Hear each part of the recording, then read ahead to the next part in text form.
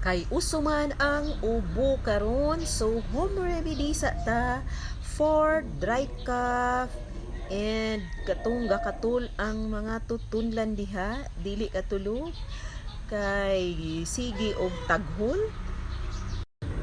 sakit na ang tiyan ug makaihi na kay gahi ang ubo. So this is for you para sa inyong dry cough. So nagkinahanglan kita og oregano or kalabo.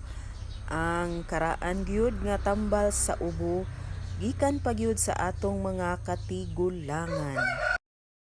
Ang sunod sa mga nagtipid, pwede ang calamansi juice, or sa mga rich kid or mga sosyal, pwede ang lemon.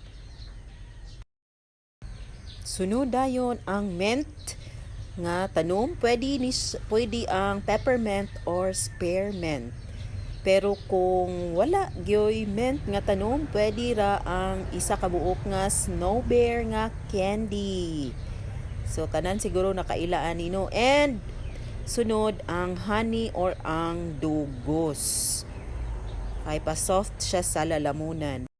So kung naa na ang tanan nga ingredients, ang oregano, calamansi or ang lemon or mint, ang dili ang snowbird, or ang honey, ibutang na dayon siya sa cup or sa tasa. Butangan o ininit nga tubig. Ug samtang init pa, pwede ni siya simhuton or i-exhale para sa katong naay mga sip-on. O samtang init-init pa, pwede na dayon nato ni siya nga imnon, o pwede ni siya imnon katulo sa usa ka adlaw, usa ka cup sa buntag, usa ka cup sa udto, ug usa ka cup sa gabi before ta matulog para makatulog ta.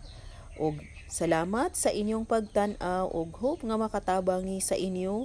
And please subscribe, like, ug i-share ni nga video. Salamat and good luck naot nga makatabang ni kaninyo.